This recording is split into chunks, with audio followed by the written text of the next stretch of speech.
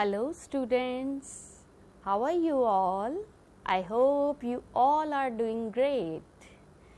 Today I am here to teach you a chapter 9 of your book, lesson 9, Charge for Love.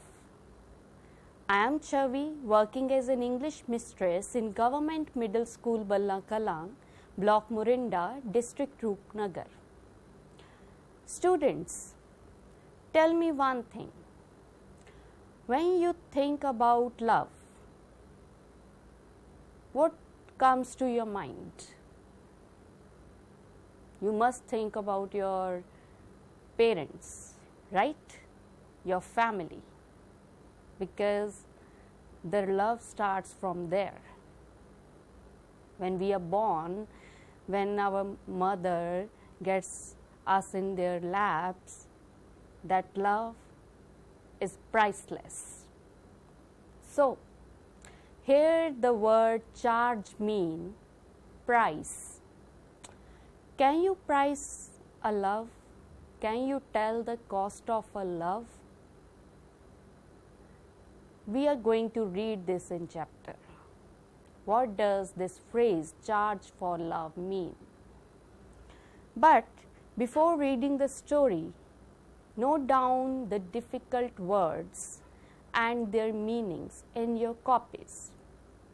Story, Charge for Love, Part 1. We are going to do the half part today, Part 1. Now, note down the words and their meanings in your copies. Learning new words and their meanings in the given context. First word is charge, charge, which means price. Second word is signboard, signboard. It means a board displaying the name of a product. Third word is advertise or advertise. It means describe in a public medium to promote sales. Next word is intention, intention, which means motive, motive. Fifth word is set about, set about. It means start doing something. Next word is nailing, nailing. It means fasten with a nail, fasten with a nail. Seventh word is driving the nail, driving the nail. It means to hit a nail into through an object, to hit a nail into through an object. Eighth word is approached, approached. It means came nearer to, came nearer to. Ninth word is owner, owner. It means possessor, possessor. Tenth word is sweat, sweat. It means moisture or wetness. 11th word is dropped, dropped. When we pronounce this word, it sounds t in the last, dropped, not d. And it means made lower, made lower. 12th word is handful, handful. It means a quantity that fills the hand. Next word is fence, fence. It means enclosure, enclosure. Next word is delight, delight. And it means happiness, happiness. 15th word is stirring, stirring. It means moving, moving.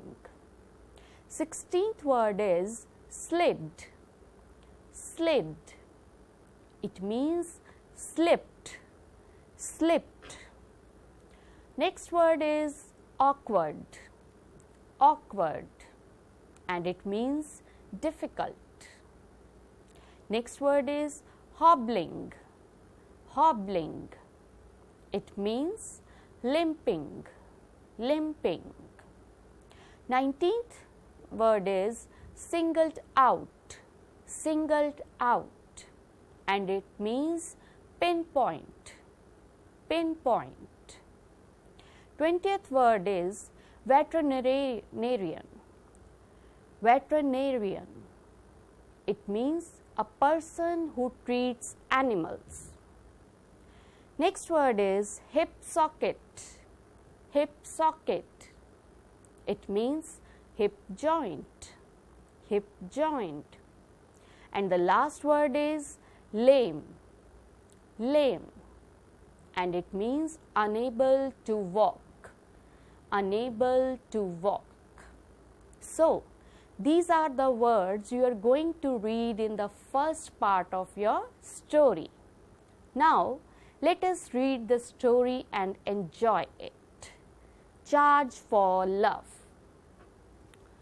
A shop owner had some puppies he wanted to sell. Puppies, you know? Who are the puppies?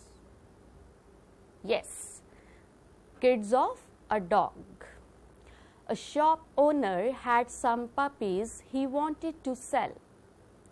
He painted a signboard to advertise his intention of selling the pups that said, "Puppies for sale." He set about nailing it on the wall. Boards like this always have a way of attracting young children. As he was driving the last nail into the post, a boy saw the board and started walking towards the shop. He approached the owner and asked, "How much are you going to sell the puppies for?" The shop owner looked down into the eyes of the little boy. "Well," said the shop owner, as he wiped the sweat off the back of his neck, "these puppies come from the fine parents and cost a good deal of money. So, I will charge anywhere from $30 to $50 for each puppy." The boy dropped his head for a moment. Then, reaching deep into his pocket, he pulled out a handful of change and held it up to the shop owner. "I have $2.37. Is that enough to take a look?" he said. "Sure," said the shop owner. And with that, he let out a whistle. "Here, Dolly," he called. Out from the dog house and down the ramp ran Dolly, followed by 4 little balls of fur. The little boy pressed his face against the chain link fence. His eyes danced with delight.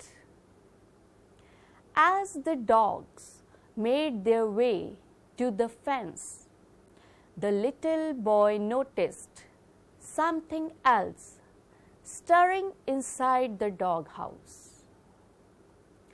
Slowly, another little ball appeared.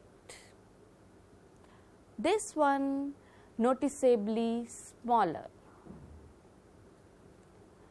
Down the ramp it slid. Then, in an awkward manner, the little pup began hobbling towards others, doing its best to catch up. Immediately, the little boy singled out the hobbling and limping puppy and said, "What's wrong with that little dog?" The shop owner explained that a veterinarian had examined the little puppy and discovered that it didn't have a hip socket. It didn't have a hip socket. It would always limp. It would always be lame. "I want that one," the little boy said, pointing to the lame puppy.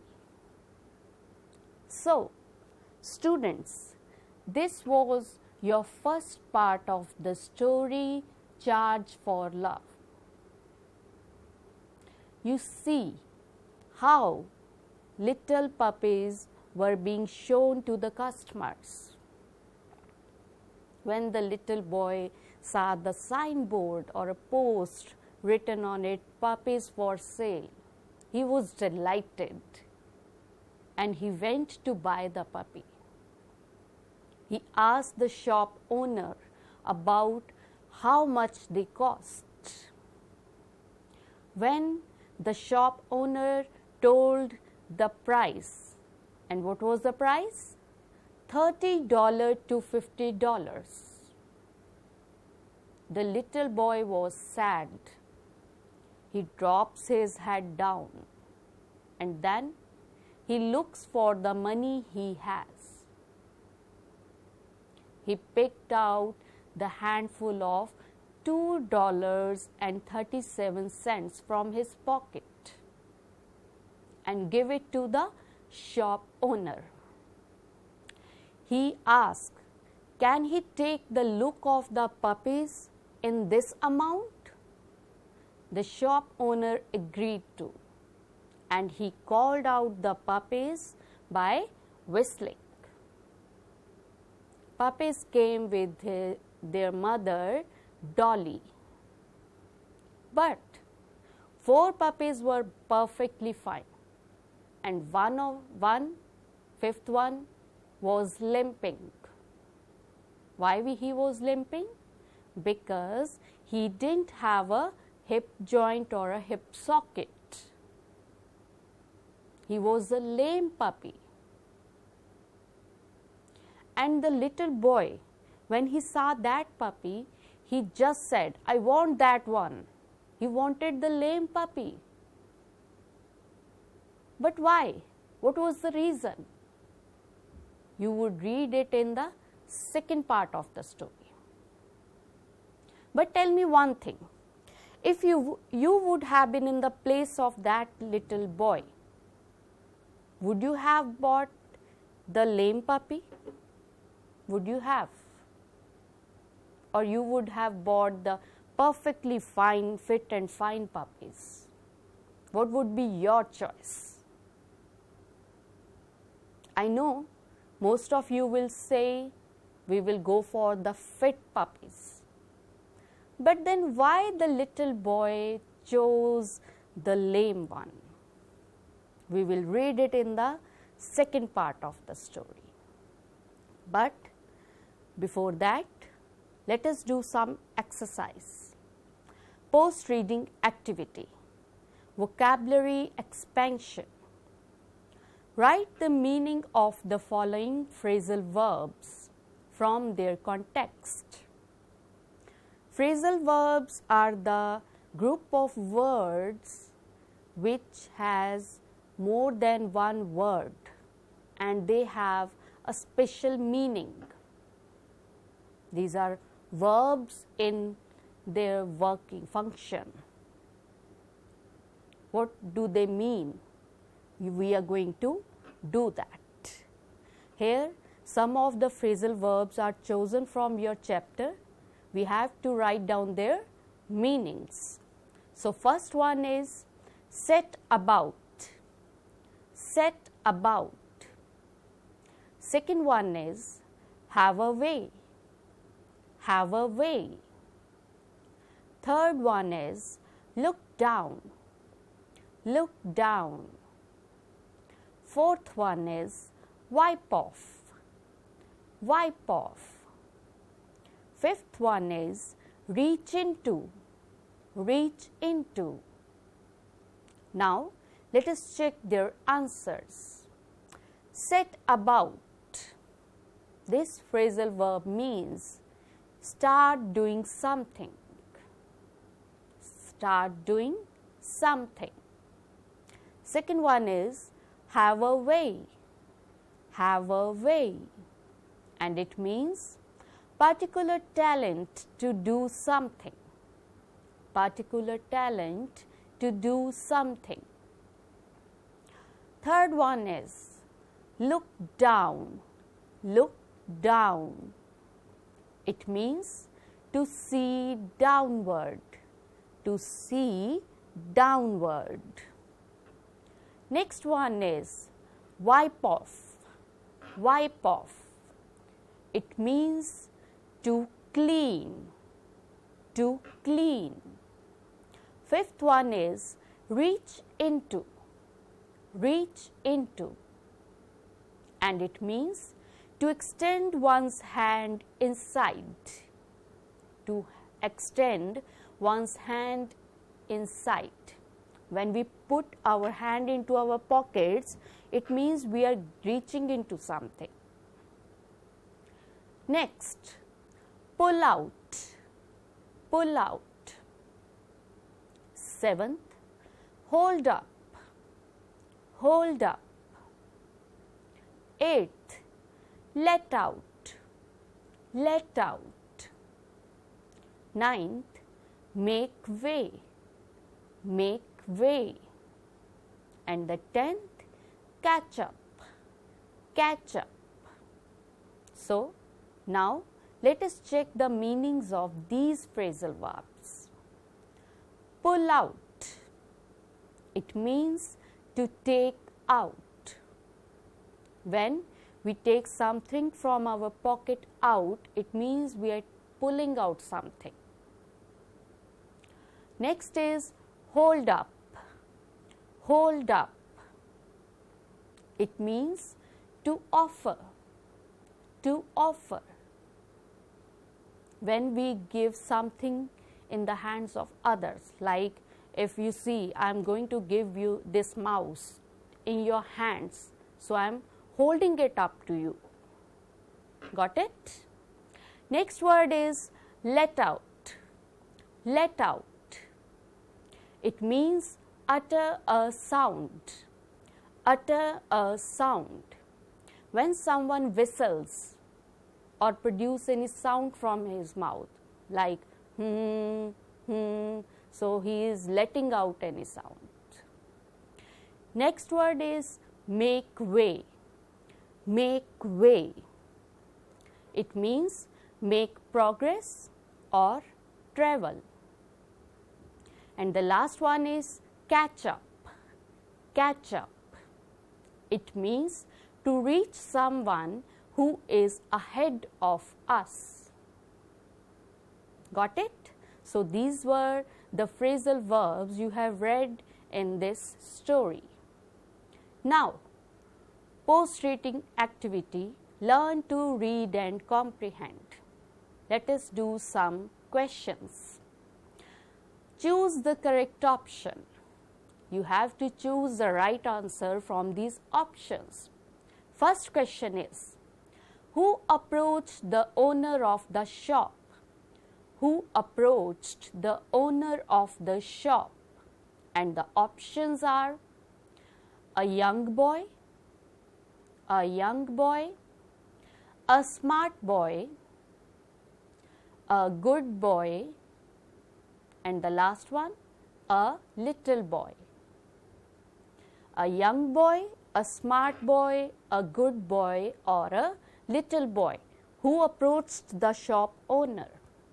Second question is, what was the owner charging for healthy puppies? What was he charging for healthy puppies? And the option are $30 to $50. Second option, $30 to $55. Third option is $35 to $50. And the last option is $35 to $55. Now, let us check their answers. Who approached the owner of the shop? Who approached? You tell me. Tell me. Yes, a little boy approached the owner of the shop. Very good. Next is, what was the owner charging for healthy puppies? What was he charging for healthy puppies? Very good. He was charging $30 to $50. Very good. Next question is, how much money did the boy have? How much money did the boy have? Options are $2.73. Second option, $73.02. Third option, $37.02. And the last option, $2.37. Fourth question is, what problem did the lame puppy have? What was the problem with that puppy? And the options are, didn't have a leg. Second option, didn't have a hip socket. Third option, didn't have an eye. And the last option, didn't have an ear. Now, let us check their answers. How much money did the boy have? How much money did the boy have? Tell me, come on. Yes, he was having just $2.37 in his pocket. And the next question is, what problem did the lame puppy have? What was the problem with that lame puppy? Tell me. Yes, it didn't have a hip socket. It didn't have a hip socket. Very good. So, these were the questions related to the first part of your story. We will do the second part another day. But before that, note down your home assignment. Home assignment. Learning to write. Write a short paragraph on my pet using hints. You have to write a short paragraph on my pet. Here, hints are given to help you. And the hints are, unique and adorable creature, unique and adorable creature, gives company, loyal, loyal, protector of the master, my responsibility, and the breed. Here in responsibility, you have to write down about your responsibilities towards your pet. So, these are the hints just to help you write a short paragraph. You can add on your own lines as well.